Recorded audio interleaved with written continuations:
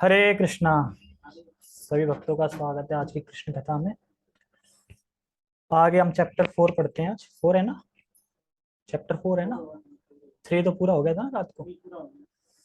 4 chapter पढ़ते हैं क्योंकि कृष्ण घर में कृष्ण का जन्म नामक था। और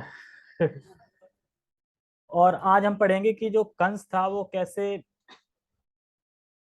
जो उत्पीड़न करता है देवकी को, वासुदेव को, और किस तरीके से योग माया है, जो दुर्गा है, मतलब जो जो दुर्गा है वो योग माया है।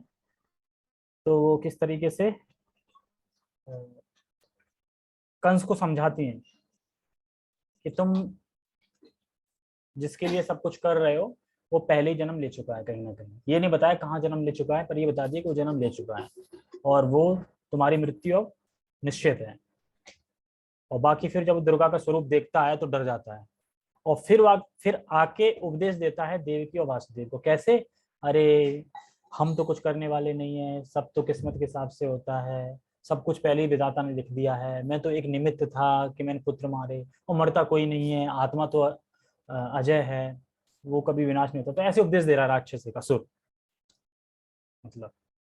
तो वो सब बताया जाएगा। ठीक, पहले हम मंगलाचरण करते हैं फिर आगे पढ़ते हैं। हरे कृष्णा। ओम अज्ञानतिमिरान्धस्य ज्ञानञ्जनशलाकया चक्षुरुन्मीलितं येन तस्मै श्रीगुरुवे नमः।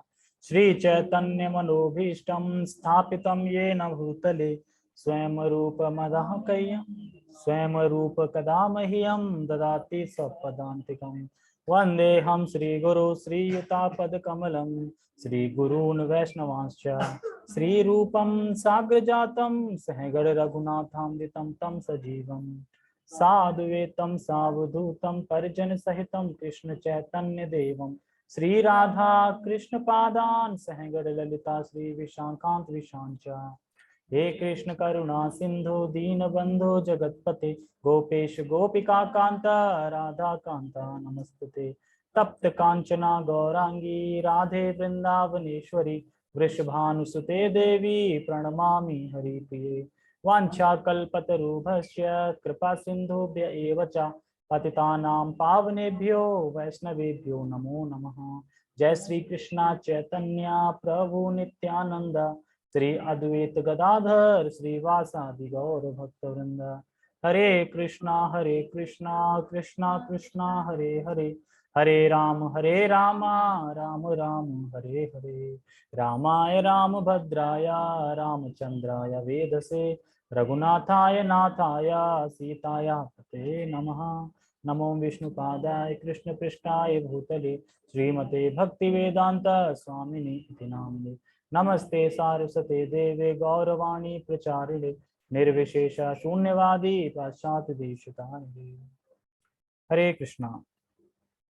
तो ये इस सीजन का लास्ट चैप्टर है और कल से हम फिर से भगवद गीता रिज्यूम करेंगे, 9th चैप्टर। ठीक है, तो 9th चैप्टर में भी काफी कुछ है। परम गुह्य ज्ञान, तो जो एकदम गुप्त नॉलेज है वो भगवान बताएंगे अर्जुन को। क्यों बता रहे हैं गुप्त नॉलेज है? तो क्योंकि वो सखा हैं और भक्त हैं भगवान के, इसलिए। ठीक है, तो आज कल मतलब जो पिछले अध्याय में हमने पढ़ा था कि कंस का जन्म आ गए थे वासुदेव के मन में, हृदय में। अभी मतलब कृष्ण का जन्म नहीं हुआ है, बट वो हृदय में आ गए थे और हृदय से घर में आ गए थे। और इस उसमें भी जन्म नहीं होगा, इसमें भी पूरा, इसमें भी जन्म नहीं होगा, नेक्स्ट में होगा। गर्भ में स्तुति कर रहे थे ना, गर्भ में स्तुति कर रहे थे। अभी तो योग माया, हाँ, इसी में हो जाएगा जन्म। वासुदेव लेके जाएंगे ना, हाँ, तो जन्म हो जाएगा ना। पहले जन्म मतलब वासुदेव के मन में घर में आ गए थे बस। अब इस वाले में हाँ हाँ जन्म हो गया। हाँ हाँ सब कुछ हो गया था। अब ये बोला था लास्ट में कि अब आप मुझको गोकुल ले जाओ और वहां यशोदा की जो लड़की है उनसे बदल दो मुझे। तो ऐसा कुछ बोल दिया था और वो करके चले भी गए थे और लेके भी आ गए थे और चुपचाप वेड़ियां फिर से बांध ली थी, भनक ना पड़े। यहाँ पे बात समाप्त हुई थी। ठीक है। तो आज अब बताएंगे, अब भनक पड़ गई, अब कंस को पता चल गया कि हाँ हो गया मतलब, तो अब वो आता है। तो कंस द्वारा उत्पीड़न का प्रारंभ। ठीक है, ठीक है। कंस द्वारा उत्पीड़न का प्रारंभ।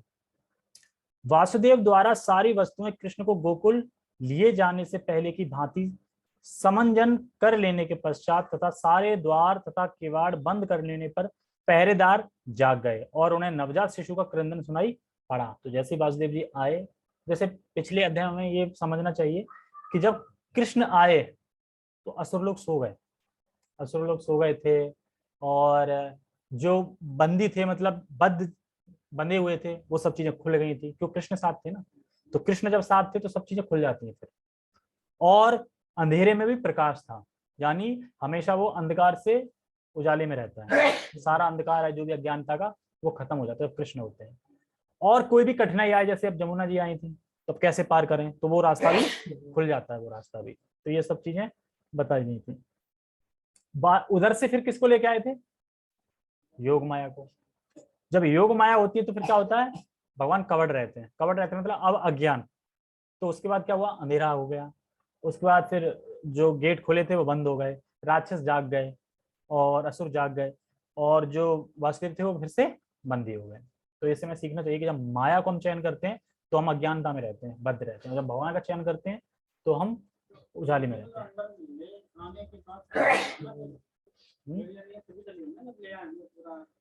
हाँ मतलब इधर से गए तो खुल गए ना, कृष्ण थे ना, अब कृष्ण को छोड़ दिया तो उसके बाद तो माया आ गई ना, तो वैसे ही हो गए। तो ठीक है, तो किवाड़ बंद कर लेने पर पहरेदार जाग गए और उन्हें नवजात शिशु का क्रंदन सुनाई पड़ा।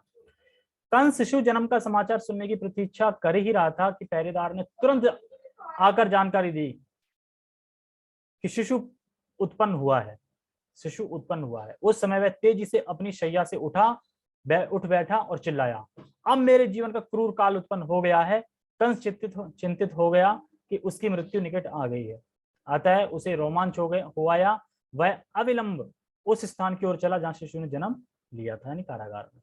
अपने भाई को आते देखकर देवकी ने कंस से अत्यंत विनीत भाव से प्रार्थना की, हे मेरे भ्राता, इस लड़की को मत मारो, मैं वचन देती हूँ कि तुम्हारे पुत्र की वधू बनेगी। अब ये समझना, ये कौन सा रिश्ता है, तुम्हारे पुत्र की वधू बनेगी, मेरी जो लड़की होगी वो तुम्हारे जो पुत्र होगा उसकी वधू बनेगी। किसने बोला ये देवकी ने बोला है, देवकी ने बोला कि तुम्हारे पुत्र की वधू बनेगी, वधू बनेगी, अब मत मारो इसको। अब वधू तो वही होती है, तो ये नहीं पता मुझे, पुत्र की वधू बनेगी। हाँ, कंस के पुत्र की वधू बनेगी, कंस का जो पुत्र होगा उसकी जो शादी होगी, उसकी जो लड़का होगा उसकी वधू बनेगी, ये पता नहीं। ऐसे तो श्री कृष्ण लीला में भी तो आता है कि श्री कृष्ण अपनी बुआ की ही लड़की से शादी करी ना, पटरानी थी, जो 8 थी, 8 में से जो 8 शादी हुई ना, उनमें से एक उनकी भी रिश्ते। हाँ तो फिर वही थी, तो उस टाइम तो शायद ऐसे होता होगा, जो भी है पता नहीं, हमें पता नहीं तो हम कह नहीं सकते। ठीक है, हम आगे बढ़ते हैं। अतः इसका वध ना करो, अतः कह रहे हैं इसका वध ना करो, तुम्हारा वध किसी कन्या द्वारा तो होना नहीं है, यही तो आकाशवाणी सुनी थी, तुम्हारा वध तो एक बालक द्वारा होना है, अतः कृपा करके इसका वध ना करो। मेरे भाई, तुमने मेरे कितने सारे सूर्य जैसे प्रतापी नवजात शिशु का वध किया है, यह तुम्हारा दोष नहीं है। तुम्हारे असुरी मित्रों ने मेरे पुत्रों को मारने की सलाह दी है, किंतु अब मैं प्रार्थना करती हूँ कि इस कन्या को तो ना मारो, इसे मेरी पुत्री बनकर जीने दो। तो अब किसी के 6 पुत्र मारे जाएं तो फिर तो होगा ही ना हालत।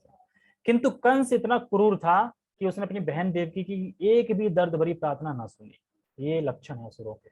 उसने अपनी बहन को डांटते हुए नवजात शिशु को बलपूर्वक छीन लिया और उसे निर्दयता पूर्वक पत्थर पर पटकना चाहा। यह एक क्रूर असुर का ऐसा सजीव उदाहरण है जो अपनी व्यक्तिगत तृप्ति के लिए सारे संबंधों की बलि दे सकता है।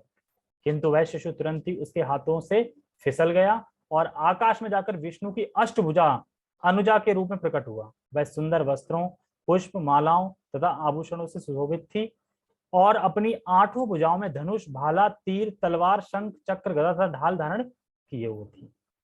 कन्या को प्रकट होते देखकर जो वास्तव में देवी दुर्गा थी, सिद्ध, चारण, सिद्ध, चारण, गंधर्व, अप्सरा, किन्नर तथा उर्ग लोगों के सारे देवतागण उसे विविध वस्तुएं भेंट करने लगे और अपनी अपनी ओर से प्रार्थना करने लगे।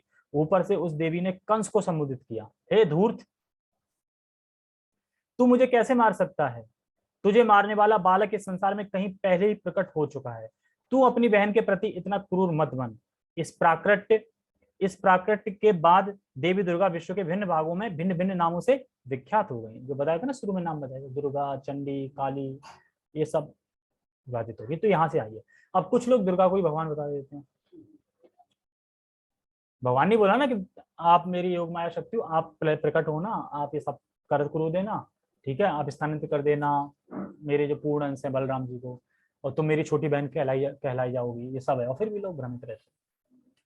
इन शब्दों को सुनकर कंस अत्यधिक भयभीत हुआ, तो स्वानुभूति के कारण उसने तुरंत वासुदेव देवकी की हथकड़ियां तथा वेड़ियां कटवा दी। अब एकदम उसका आंख खुल गई ना, वो मैं ये क्या कर रहा था, तो मैं कटवा दी और अत्यंत विनम्र होकर उनसे बोला, हे बहन तथा बहनोई, कितना प्यार, अब कितना प्रेम दिखाएगा, हे बहन तथा बहनोई, मैंने अपने भांजों आपके शिशु का वध करके असुर की तरह आचरण किया है। मैंने अपने घनिष्ठ संबंधों की रंच मात्र भी परवाह नहीं की है। मैं नहीं जानता कि मेरे इन द्वेषपूर्ण कार्यों का क्या परिणाम होगा। संभवतया मुझे नरक का भोग करना पड़े, जहां ब्रह्म हत्या करने वाले भेजे जाते हैं, किंतु मैं विस्मित हूं कि आकाशवाणी सच नहीं उतरी। विस्मित हूं, आकाशवाणी सच नहीं उतरी। असत्य प्रचार केवल मानव समाज तक ही सीमित नहीं है, अब तो देवता भी करने लगे हैं। मतलब कहने का मतलब ये है, मैंने सुना था जो असत्य जो प्रवचन करते हैं वो खाली यहाँ के करते हैं लोग, देवता सत्य बोलते हैं, लेकिन देवता भी झूठ बोलने लगे। अब उन्होंने बोला था 8वीं संतान होगी, मतलब पुत्र हो गई, तो पुत्री हुई, तो मतलब उन्होंने धोखा दिया मुझे, इस तरीके से वो सोचने लगा। जो मेरे इन द्वेषपूर्ण कार्यों का क्या परिणाम होगा, संभवतः मुझे नरक भोगना पड़ेगा, जहां ब्रह्म हत्या करने वाले, पढ़ लिया, ठीक है। असत्य प्रचार करने वाले मानव समाज तक ही सीमित नहीं है, अब तो ऐसा प्रतीत होता है कि स्वर्ग के देवता भी असत्य भाषण करते हैं।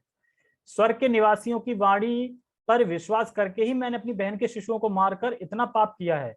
प्रिय वासुदेव तथा देवकी, आप दोनों ही महान आत्माएं हैं, मुझे आप दोनों से कुछ नहीं कहना, किंतु फिर भी मेरी प्रार्थना है कि आप अपनी संतानों की मृत्यु के लिए शोक न करें। अब बता क्यों बोला शोक न करें, क्योंकि शरीर मरता है ना, आत्मा तो नहीं मरती, बताएगा, ज्ञान देगा। शोक ना करें, हम शोक ना करें, हम में से प्रत्येक व्यक्ति पराशक्ति के वश में है, और वह पराशक्ति हमें एक साथ नहीं रहने देती। हमें काल क्रम में अपने मित्रों तथा परिजनों से विलग होना पड़ता है, किंतु हमें यह निश्चित रूप से जान लेना चाहिए कि विभिन्न भौतिक शरीरों के ना रहने पर भी आत्मा अक्षत रूप से निरंतर बना रहता है। और उदाहरण देता है, जैसे एक मिट्टी का पात्र है, अब मिट्टी का पात्र बनाया, खुद ही बनाया, और बनाने के बाद खुद ही तोड़ दिया, तो पात्र पहले बना और खत्म हो गया, लेकिन मिट्टी तो तभी, मिट्टी तो है ना, तब भी मिट्टी पहले भी थी, मिट्टी बनी और तोड़ने के बाद भी मिट्टी रही। तो वही बोलना चाह रहा उदाहरण से। किंतु तो भी मिट्टी सदा मिट्टी रहती है नहीं, हाँ, मिट्टी के अनेक पात्र घट हैं, वे पहले बनाए जाते हैं और फिर तोड़े दिए जाते हैं, किंतु तो भी मिट्टी सदा मिट्टी रहती है। इसी प्रकार विभिन्न परिस्थितियों में आत्मा के शरीर बनाए और बिगाड़े जाते रहते हैं, किंतु आत्मा शाश्वत रह जाता है, अतः शोक करने की कोई बात ही नहीं है। प्रत्येक व्यक्ति को समझना चाहिए कि यह भौतिक शरीर आत्मा से भिन्न है, और जब तक कोई इसे समझ नहीं लेता तब तक उसे देहांतर प्रक्रिया स्वीकार करनी होगी। मेरी बहन देवकी, आप इतनी भद्र तथा दयालु हैं, कृपया मुझे क्षमा कर दें, मैंने आपकी संतानों का जो वध किया है, आप उनकी मृत्यु से शोक संतप्त ना हो। वास्तव में यह सब मैंने नहीं किया, क्योंकि ये सब पूर्व निर्धारित कार्यकलाप है, मैंने नहीं किया, पहले से निश्चित था। मनुष्य को पूर्व निर्धारित योजना के अनुसार कर्म करना होता है, भले ही वह अनिच्छा से क्यों न करे। अब क्या कह रहा है, मैंने इच्छा से थोड़ी किया था, वो तो निर्धारित था पहले से। लोगों की भ्रामक धारणा है कि शरीर की मृत्यु के साथ आत्मा भी नष्ट हो जाता है, अथवा वे सोचते हैं कि एक प्राणी दूसरे का वध कर सकता है। तो इन भ्रांत धारणाओं के कारण मनुष्य को संसार की परिस्थितियों को स्वीकार करना पड़ता है। दूसरे शब्दों में, जब तक आत्मा की नित्यता का दृढ़ विश्वास नहीं हो लेता, तब तक मनुष्य हंता यानी मारने वाला तथा हन्यमान यानी मारे जाने वाला का कष्ट भोगता रहता है। हे मेरी बहन देवकी तथा बहनोई वासुदेव, मैंने आप लोगों के प्रति जो अत्याचार किए हैं उन्हें क्षमा कर दें। मैं क्षुद्र हृदय हूँ और आप इतने विशाल हृदय हैं, अतः मेरे ऊपर दया दिखाए और मुझे क्षमा करें। अब देखो, अब ये असुर है और माफी मांग रहा है, जबकि इसने 6 पुत्र मारे हैं, और फिर भी वासुदेव और देवकी तुरंत क्षमा कर देंगे, एकदम क्षमा कर देंगे, हाँ ठीक है कोई बात नहीं, आप देर आए दुरुस्त आए, एक तरीके से तो हम क्षमा कर रहे हैं आपको। तो ये होता है भक्त का हृदय। और असुर का हृदय कैसे होता है? क्योंकि वो भयभीत हो गया था ना, इसलिए सब बोल रहा है। और जैसे यहाँ से अब जाएगा और बुरी संगत से उसके जो सेनापति सब हैं वो सब वैसी टाइप के हैं, वो फिर भड़का देंगे उसको और फिर ये मान लगेगा। तो अभी देवकी बोलेंगे कि आपकी कोई गलती नहीं है, आपके जो भड़काने वाले हैं ना उन्हों की वजह से आपने वध किया मेरे 6 पुत्रों को, नहीं भड़काया ना। तो कंस इतना बुरा नहीं था, लेकिन वो भड़काने की वजह से उसने सफल किया, मुझे क्षमा करें। जब कंस इस प्रकार अपनी बहन तथा बहनों से बात कर रहा था तो उसकी आंखों से आंसू की धारा बहने लगी और वह उनके चरणों में गिर पड़ा। कंस ने जिस दुर्गा देवी को मारने का प्रयत्न किया था उसी के वचनों पर विश्वास करते हुए उसने अपने बहनोई तथा बहन को तुरंत बंधन मुक्त कर दिया। उसने स्वयं उनकी हथकड़ियां खोल दी और उनके प्रति परिवार के एक सदस्य की भांति वह सहानुभूति दिखाने लगा। जब देवकी ने अपने भाई को इस तरह पश्चाताप करते देखा तो वे शांत हो गई और अपनी संतानों के प्रति किए गए सारे अत्याचारों को भूल गई। वासुदेव भी विगत घटनाओं को विस्मरण करते हुए अपने साले से हंसकर बोले, हे भाग्यशाली साले, तुम भौतिक शरीर तथा आत्मा के विषय में जो कुछ कह रहे हो वह बिल्कुल ठीक है। वासुदेव कह रहे हैं कंस से, प्रत्येक जीवात्मा जन्म से अज्ञानी है और वह अपने आप को भौतिक शरीर समझ बैठता है। यही जीवात्मा बुद्धि अज्ञान जनित है और इसी अज्ञानता के आधार पर हम शत्रुता या मित्रता पैदा करते हैं। हम अपने आप को शरीर मानते हैं, शरीर जुड़ी अपनी चीजें मानते हैं, फिर हम मित्र शत्रु देखते हैं। अगर हम अपने आप को आत्मा माने शरीर न माने तो मित्र शत्रु फिर नहीं है, खत्म है। तो शोक हर्ष भय ईर्ष्या लोभ मोह तथा उन्माद हमारी देहात्म बुद्धि के विभिन्न पक्ष हैं। इस प्रकार से प्रभावित मनुष्य भौतिक देह के कारण ही शत्रुता में प्रवृत्त होता है। ऐसे कार्यों में लग जाने के कारण हम भगवान से अपना शाश्वत संबंध भूल जाते हैं फिर, क्योंकि हम मन बुद्धि अहंकार काम क्रोध लोभ मद मत्सर इनसे अपनी पहचान करने लगते हैं, अपनी पहचान शरीर से करने लगते हैं। फिर हम धीरे धीरे जो शाश्वत हमारा जो संबंध है भगवान से, हम आत्मा, वो हम धीरे धीरे संबंध भूल जाते हैं पूरा। तो हम पूरी तरह भूल चुके थे, अब पता चला है धीरे धीरे। तो कितने सालों के बाद पता चला, कितने जन्मों के बाद पता चला, पता नहीं। वासुदेव ने कंस की उदारता का लाभ उठाकर उसे बताया कि उसके नास्तिक कार्यकलाप भी इसी देहात बुद्धि से जन्य है। जब वासुदेव ने कंस से इस प्रकार ज्ञानप्रद बातें की तो वह अत्यधिक प्रसन्न हुआ और इससे उसे अपने भांजों को मारने की अपराध भावना कुछ कम हुई। अपनी बहन देवकी तथा बहनोई वासुदेव से आज्ञा लेकर वह शांति चित्त अपने घर लौट आया। अब देखो, किंतु दूसरे ही दिन, अभी तो क्षमा मांग रहा था, बता रहा था, सारा फिलॉसफी बता रहा था, अब मतलब तत्व बता रहा था एक तरीके से, और अब देखो तुरंत एकदम बदल जाएगा। तो सब लोग ऐसे होते हैं, गिरगिट की तरह, गिरगिट रंग बदलता है, कौन बदलता है, एकदम तुरंत रंग बदल देते हैं। तो अभी ये रंग बदलेगा। किंतु दूसरे दिन कंस ने सारे मंत्री को बुलाकर उससे विगत रात्रि में जो कुछ घटा था वह कह सुनाया। तो कंस के सारे मंत्री असुर थे और थे देवताओं के परम शत्रु, अतः वे अपने स्वामी से रात्रि की घटनाओं को सुनकर उदास हो गए। अधिक अनुभवी या विद्वान ना होने पर भी वे कंस को इस तरह सलाह देने लगे, मतलब अनुभव नहीं थे, विद्वान भी नहीं थे, फिर भी सलाह दे रहे हैं। क्योंकि कंस ने कोई रात की घटना बताई ना, दुर्गा थी, मैंने मारना चाहा, वो उन्होंने फिर रूप धारण कर लिया, मुझे बताया, फिर मैंने देवकी उनको बंधन मुक्त कर लिया, सारा कुछ स्टोरी बताई। तो स्टोरी बताई तो अब उनके जो टीम थी पूरी कंस की, वो जानती है कि देवता के परम शत्रु हैं, देवता हमारे परम शत्रु हैं, देवता की चाल है ये कुछ ना कुछ, तो इसलिए वो भड़काएंगे उसको। तो अधिक अनुविद्वान होने पर भी कंस को इस तरह सलाह देने लगे, श्रीमन हमें चाहिए कि सारे नगरों कस्बों गांव तथा गोचरों में विगत 10 दिनों में जितने बालक उत्पन्न हुए उन सबको मार दिए जाने का प्रबंध करे। तो देखो कैसी कुबुद्धि है, क्या करवा रहे हैं कंस से, मतलब कंस तो है ही, और ये और बोल रहे हैं कि जितने 10 दिन तक पैदा हुए हैं सबको मार दो, मतलब बिल्कुल भी वो नहीं है, प्रबंध करें। तो हमें चाहिए कि इस योजना को बिना किसी भेदभाव के कार्यान्वित करें, मतलब कुछ सोचो विचारो मत करो, कोई भेदभाव मत करो कि नहीं इसको छोड़ दो, इसको मारो, इसको छोड़ दो, सबको लाइन से, इस तरीके से।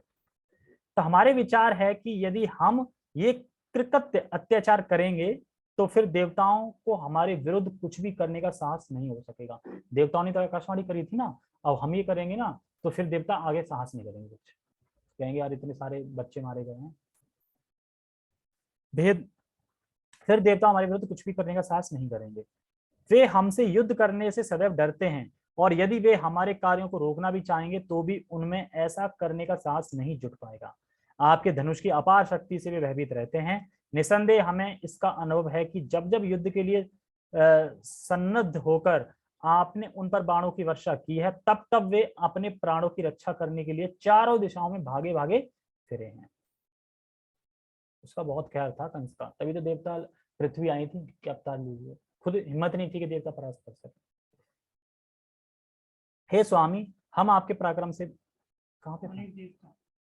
हाँ, अनेक देवता आपसे युद्ध करने में असमर्थ रहे हैं और उन्होंने तुरंत ही अपनी पगड़ी उतारकर तथा अपने बालों की गंतियां खोलकर आपकी शरण ग्रहण की है और हाथ जोड़कर अपने प्राणों की भिक्षा मांगते कहा है, हे स्वामी, हम आपके पराक्रम से भयभीत हैं, आप हमें इस घातक युद्ध से उबारिए।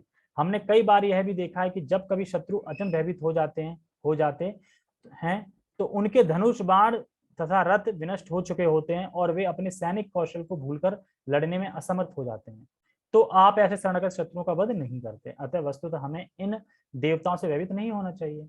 तो इन लोगों को शांति काल में युद्ध भूमि से बाहर रहकर महान योद्धा होने का अत्यंत गर्व है, किंतु वास्तव में वे युद्ध भूमि में कोई कौशल या सैनिक शक्ति प्रदर्शित नहीं कर सकते। यद्यपि इंद्र समेत भगवान विष्णु, शिवजी तथा ब्रह्मा जी इनकी सहायता के लिए सदैव उद्यत रहते हैं, किंतु हमें उनसे डरने का कोई कारण नहीं, क्योंकि देवता लोग जाते हैं ना कभी ब्रह्मा के पास, शिव के पास, बचाओ बचाओ ताहि माम। तो जहां तक भगवान विष्णु का प्रश्न है, वे तो पहले ही जन जन के हृदय में अंतर्हित हो चुके हैं और वे बाहर नहीं आ सकते। और मतलब देखो तो क्या कह रहे हैं, वो तो सबके हृदय में प्रवेश कर गए ना, बाहर तो आ नहीं सकते, तो उनसे क्या डरने की जरूरत है? ये कह कौन रहा है? असुर के मतलब वो टीम कह रही है, मतलब जो विद्वान नहीं है, मूर्ख है, वो बता रहे हैं कि अच्छा तो अब विष्णु तो खत्म, मतलब विष्णु साइड पे हो गया, विष्णु कुछ नहीं कर सकते हैं, अब किसका नंबर है? कर सकते। और शिव जी ने तो अपने सारे कार्यकलापों का परित्याग कर रखा है, वो ध्यान में बैठे हैं। तो उन्हें क्या मतलब है कौन क्या हो रहा है, तो उनसे भी डरने की जरूरत नहीं है, वे पहले ही वनवासी हो चुके हैं। और ब्रह्मा है कि उन्हें नाना प्रकार की तपस्या तथा ध्यान से फुर्सत ही नहीं मिलती।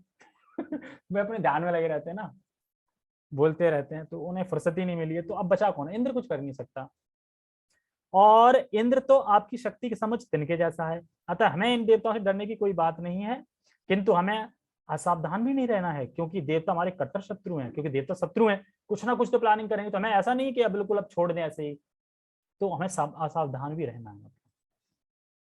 हमें अपनी रक्षा करने के लिए सावधान रहना चाहिए, उनको समूल नष्ट करने के लिए हमें आपकी सेवा करनी चाहिए और आपकी आज्ञा के पालन के लिए सदैव सन्नद्ध रहना चाहिए। असुरों ने आगे कहा, यदि शरीर में कोई रोग हो और उसकी परवाह न की जाए तो वह असाध्य बन जाता है।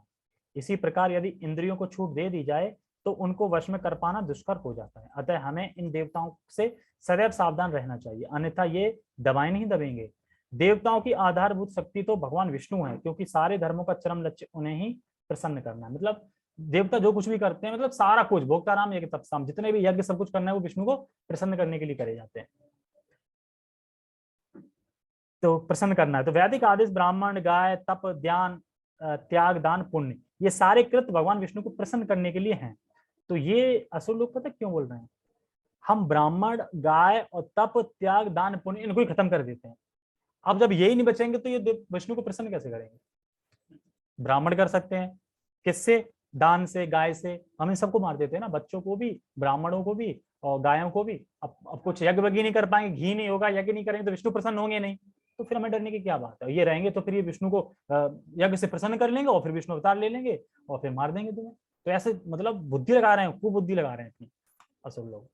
अतः हमें चाहिए कि ये सारे कृत्य भगवान विष्णु को प्रसन्न करने के लिए, अतः हमें चाहिए कि हम तुरंत ही उन सारे ब्राह्मणों का जो वैदिक ज्ञान की निधि है तथा उन ऋषियों का वध करना प्रारंभ कर दें जो अनुष्ठान कार्यों को संपन्न करने में लगे हुए हैं।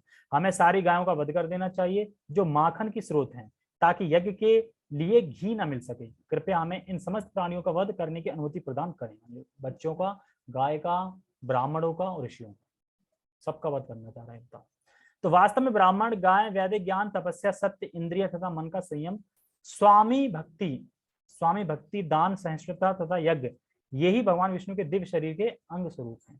भगवान विष्णु सबों के हृदय में विद्यमान हैं और वे शिव तथा ब्रह्मा सहित समस्त देवताओं के नायक हैं। मंत्रियों ने कहा, हमारे विचार से भगवान विष्णु को मारने के लिए समस्त ऋषियों तथा ब्राह्मणों को दंड दिया जाए, क्योंकि ये सब भगवान विष्णु के अंग है ना, तो हम इनको अगर दंड देंगे तो भगवान विष्णु पे भी क्षति पहुंचेगी, बताना चाह रहे हैं।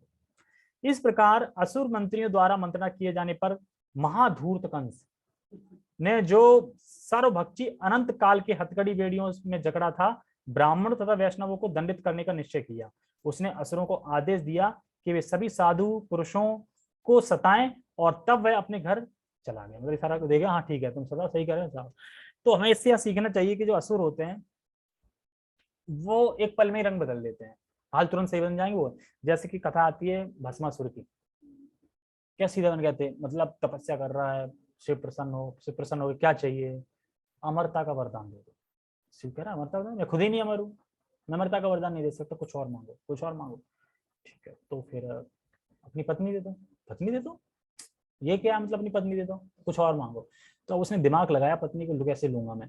तो फिर उसने दिमाग लगाया कि ऐसा मुझे ऐसा वरदान दे दो मैं जिसके भी सर पे हाथ रखूं वो भस्म हो जाए, भस्मासुर भस्म हो जाए। तो उसके बाद भस्म हो जाए, तो फिर उसने ये वरदान मांग लिया, तो उसके बाद वरदान दे दिया। तो वरदान दे दिया, तो अब वरदान देने के बाद अब वो शिव जी के पास ही जाने लगा। शिव जी कह रहा है ये क्या, कि मतलब कह रहा कि टेस्ट तो करना है ना कि काम करता है कि नहीं करता है, कि मुझ पे ही, तो और क्या, तुम पे करूंगा तभी तो पार्वती मिलेगी, ये तो मेरा प्लान था, वैसे दिया नहीं। शिव जी कह रहा है ये तुम्हारे, अब शिव जी भागे, मतलब एक तरह लीला मतलब करने के दिखाने के लिए कि शिव सुप्रीम कंट्रोलर नहीं है, मतलब अब भागे। अब भागे जा रहा, वो पीछे पीछे भाग रहा। हाँ मार सकते हो तीसरी आंख से, लेकिन वो ये स्थापित करने के लिए कि विष्णु परम भगवान है, मैं नहीं हूँ, क्योंकि उनके और भी तो अनुयायी है ना जो लगे रहते हैं शिव शिव शिव। तो इस तरीके से एक ये भी स्थापित करना था। और वो तमोगुण का है ना, तमोगुण के तो इतना एकदम दिमाग जल्दी चलता नहीं ना, तो इस तरीके से विष्णु थोड़ा वो है। अब भागने लगा, भागने लगा, तो अब भाग रहे बार बार, अब वो पकड़ नहीं पा रहा, तो फिर प्रार्थना करते हैं, तो भगवान फिर कौन आते हैं, विष्णु आते हैं, किसके वेश में, ब्राह्मण के वेश में। तो ब्राह्मण के वेश में आते हैं, तो भस्मासुर जा रहा था, भस्मासुर जब आया तो कहते ठहरो ठहरो ठहरो, कहाँ जा रहे हो, अरे कहाँ जा रहे हो, रोको मत मुझे, कि क्यों क्यों ना रोको, जा कहाँ रहे हो, अरे वो जो शिव है ना उसको मुझे हाथ रखना, मारना, तभी तो पार्वती मिलेगी। अब ब्राह्मण हंसने लगा तेज तेज, अब कोई हंसे तो डाउट हो जाता ना हंस क्यों रहा है। तो कहते हैं कि हंस क्यों रहे हो, कि अरे तू, मुझे लग रहा है कि तुम 50वें नंबर हो बेवकूफ बनने में, 50वें नंबर हो बेवकूफ बनने में, ऐसे कैसे, ऐसे क्या, अरे तुम्हें पता है ना वो उसकी सारी शक्ति भक्ति सब विहीन हो गई है, वो धूर्त लगाता है, वो तो बाबा है, ढोंगी है, तुम क्या उसके चक्कर में पड़ गए, उसने ऐसे ही बोल दिया तुम मान गए कि नहीं मैंने लिया है, मैंने मैंने वो तपस्या करी थी, मैंने वरदान लिया है। कह रहे भाई नहीं लिया है, ऐसा करो टेस्ट करके देख लो। किस पे देखूं, अपने आप पे देख लो। तो कह रहा है बेवकूफ हूँ क्या मैं अपने आप पे देखूं, मैं तो मैं मर जाऊं, है बेवकूफ समझा मुझे। कह रहे अच्छा ठीक है एक काम करो, अभी कोई है तो नहीं यहाँ पे, तो आप दूर से करके देखो, अगर भस्म होगी तो ताप तो आएगी ना, कि हाँ ये तो सही ताप, तो वो अपने दूर से करता है ऐसे करके, कि आई ताप, नहीं आई ताप, और करोगे ताप आई नहीं ताप, और जैसे ही करता है तो खुद भस्म हो जाता है। तो इस तरीके से जिसकी तपस्या कर रहा था, जिसका गुणगान कर रहा था, उसी को मारने के लिए दौड़ पड़ा। एक कथा और आती है ब्रह्मा की, कि ब्रह्मा ने जब जीवों की उत्पत्ति करना चाहिए, मतलब उत्पत्ति कर रहे थे सृष्टि प्रारंभ में, तो उन्होंने दैत्य वगैरह, दैत्य असुर इनको प्रकट किया था। तो ये दैत्य असुर उन्हीं को भोगने के लिए उन्हीं के पीछे पड़ गए, और ब्रह्मा जी भाग रहे, दौड़ रहे, अरे मैं तुम्हारा पिता हूं, मैंने तुम्हें तो पैदा किया, अरे कौन पिता पिता, और रजोगुण में थे, तुम्हें ही बोलेंगे। फिर उसके बाद भगवान आते हैं, फिर उनका जो सौंदर्य रूप है, जो सौंदर्य रूप है उसको उनसे, मतलब उनके शरीर का जो सौंदर्य रूप है उसके शरीर को अलग करके उससे एक स्त्री, मतलब जो स्त्री फॉर्म बनाई, फिर वो उसके पीछे हो गए, तो ब्रह्मा जी की जान छूटी को बच गए। ब्रह्मा जी का बड़ा ये वगैरह, मैंने ही पैदा किया और मेरे पीछे ही कुबुद्धि लेके पड़ पड़ी है, तो कि तुम्हारा भोग करेंगे, तुम्हारा भोग करेंगे, कैसे लोग। तो इस तरीके से हम देखते हैं कि जो असुरगण होते हैं वो किसी के नहीं होते, मतलब उसी से करेंगे और उसी पे फिर धावा बोल देंगे। तो ये यहाँ पे बता रहे हैं कि महाधूत कंस, तो फिर वो अपने घर चलेंगे। कंस के अनुयायी रजो तथा तमोगुण के प्रभाव में आ गए और उनका एकमात्र कार्य बन गया साधु पुरुषों से शत्रुता करना। ऐसे कार्यों से मात्र जीवन अवधि घटती है। कलयुग में क्यों जीवन अवधि घटती है, इसी वजह से जीवन अवधि कम है, क्योंकि सब कुछ सिस्टम में मैटिक नहीं है ना। साधुओं का सम्मान नहीं हो रहा, साधु है भी तो साधु रूप भेष में ही, साधु है नहीं पर साधु भेष में गलत काम कर रहे हैं जो भी है, तो इसलिए सब चीजें हो रही हैं। तो असुरों ने इस क्रिया को मनोत्तरित करके अपनी मृत्यु को बुलावा दे दिया। साधु पुरुषों को दंडित करने का परिणाम केवल असामयिक मृत्यु ही नहीं होती, यह कार्य इतना घातक होता है कि कर्ता यानी क्रमशः अपना सौंदर्य, अपना यश तथा अपना धर्म खो देता है और उसके उच्च लोकों में जाने की प्रगति रुक जाती है। जो कोई करता है, ब्राह्मणों को कष्ट देता है, सब करता है, तो उसका अपना धर्म खो देता है, मृत्यु निकट आ जाती है, उच्च लोगों को नहीं जा पाता, नीचे जाता है, ये सब चीजें। तो यह कार्य इतना घातक होता है कि तथा क्रमशः अपना सौंदर्य, अपना यश तथा अपना धर्म खो देता है और उसके उच्च लोकों में जाने की प्रगति रुक जाती है। पूरा पढ़ लूंगा, 10 मिनट हो गई, ये खत्म ही हो गया, 4 लाइन बची है बस, छोटा। अच्छा, विविध प्रकार के मनोरथों के वशीभूत होकर कोई छूट तो नहीं गया ना कहीं। विविध प्रकार के मनोरथों के वशीभूत होकर ये असुर सभी प्रकार के शुभ कार्यों को क्षीण बना देते हैं। भक्तों तथा ब्राह्मणों के चरण कमलों के प्रति किया गया अपराध श्री भगवान के चरण कमलों के प्रति किए गए अपराध से भी बड़ा होता है। इसलिए कहते हैं कि भक्ति रुकती है तो वैष्णव अपराध से। भगवान के प्रति अपराध कर देंगे तो हो सकता है भगवान माफ कर देंगे, हो भी जाए, लेकिन अगर तुमने भगवान के भक्त हैं उनके प्रति अपराध कर दिया तो फिर हमारी भक्ति डाउन हो जाएगी। हो सकता है अगर कंटिन्यू अपराध करते रहे तो भक्ति खत्म ही हो जाएगी। और धीरे धीरे भक्ति से कब अलग हो गए पता भी नहीं चलेगा, हमें लगेगा हम अलग नहीं हुए पर अलग हो चुके हैं। क्योंकि भक्ति होती भक्तों के संग से, भक्तों के संग से अलग तो मतलब अकेले नहीं होती भक्ति, फिर अकेले तो वो अपने मन मर्जी अपने मन के हिसाब से होती है, वो मन कराता है, तो एक्चुअली भक्ति नहीं होती। तो कह रहे हैं कि भगवान के भक्तों के चरणों में जो अपराध होता है वो भगवान से भी बड़ा होता है। वह सभ्यता जो ऐसे पाप कर्म करती है सामान्यतः भगवान में श्रद्धा खो देती है, और ऐसी ईश्वर विहीन सभ्यता मानव समाज में विपत्तियों का घर बन जाती है। इस प्रकार लीला पुरुषोत्तम भगवान श्री कृष्ण के अंतर्गत कंस द्वारा उत्पीड़न नामक चतुर्थ अध्याय का भक्तिगण तात्पर्यपूर्ण हुआ। आप लोग चाहो तो इसको कंटिन्यू 5 से दिन में पढ़ सकते हो। एक चैप्टर डेली पढ़ोगे तो कितने दिन, 3 तो हो गए ना, 87 दिन में 5 हो गए, 86-85 दिन में नहीं। कथा में नहीं सुना था, एक प्रभु थे उन्होंने 84 टाइम पढ़ी है कृष्णा बुक, 84 टाइम, 20 साल तक। 84 टाइम पढ़ने से फायदा क्या है? पूरे 90 चैप्टर तुम्हारे माइंड में घुस जाएंगे, और स्मरण होगा तो इन्हीं का होगा, आउटपुट होगा इसी का होगा। फिर अंत काल में क्या स्मरण आएगा? फिर यही आएगा। और कहाँ जाओगे? फिर धाम जाओगे। तो कृष्णा बुक जो पढ़ लेगा ना, बार बार कृष्णा बुक पढ़ेंगे तो सारा माइंड में सेट हो जाएगा ना, सारी लीला, सारे पेज नंबर याद हो जाएंगे, कहाँ कौन सी लीला है, कौन सा चैप्टर है, क्या है। 84 बार बहुत होता है। तो एक बार बुक पढ़ने के लिए 3 महीने लगते हैं पूरी, अगर पर डे एक चैप्टर पढ़े तो। और पर डे एक चैप्टर पढ़ने मतलब 1 घंटा रीडिंग डेली पर डे। 1 घंटा रीडिंग करो इसकी, 3 महीने में एक चैप्टर खत्म। एक Krishna book repeat repeat repeat, कुछ मत करो, बस यही लगे रहो 84 बार। सारी तो कृष्ण लीला ही तो याद करनी, कृष्ण लीला पूरा दी है इसमें, कृष्ण के बारे में तो सारा कुछ है। फिर क्या माइंड में चलेगा? ही चलेगा। जब भी कुछ विचार करोगे तो कृष्ण लीला ही तुरंत याद आ जाएगी। वहां पे भस्मासुर का ये बताया था, यहाँ पे कालिया का ऐसे किया था, वहां पे पूतना को ऐसे मारा था। तो भगवान ये तो कहते हैं अंतकाले च माम एवं स्मरण कलेवरम, मतलब जब शरीर त्यागते समय जो जो जैसा स्मरण करेगा वो वैसे वैसे भाव को प्राप्त होगा, तो फिर यही याद आएगा। या कोई भगवद गीता पढ़ ले 84 बार तो भी वही स्मरण चलेगा, सारे याद हो जाएगा इस तरीके से। ठीक है, तो नंद तथा वासुदेव की भेंट, इसमें वो बताएंगे ना वो जात कर्म वगैरह, ये सी में हुआ। तो अब कृष्ण, अब नंद उत्सव तो हो गया, अब छठी आएगी ना कृष्ण की, छठी बोलते हैं, क्या बोलते हैं? नहीं, ये तो भेंट हो गई, आगे जो उत्सव आता है छठी आती है ना। छठी में क्या होता है? वो झूलन, वो क्या होता है, कौन सा फेस्टिवल होता है? नामकरण होता है, क्या होता है? अभी तो भेंट आएगी ना। नहीं, हम इसकी बात नहीं कर रहा हूँ, वैसे मतलब हरे कृष्ण जन्म हो गया, अगले दिन तो नंद उत्सव था, ऐसे छठी आएगी ना। ठीक है, तो कल से हम भगवत गीता स्टार्ट करें, रिज्यूम करेंगे चैप्टर 9, और मैं पूछूंगा चैप्टर 8 में लास्ट में कौन सा श्लोक था और क्या खत्म हुआ था, पढ़ लेना सब। ठीक है, मतलब कहाँ पे बात खत्म हुई थी, लिंक पता होना चाहिए। ठीक है, ओके, तो हम रुकते हैं।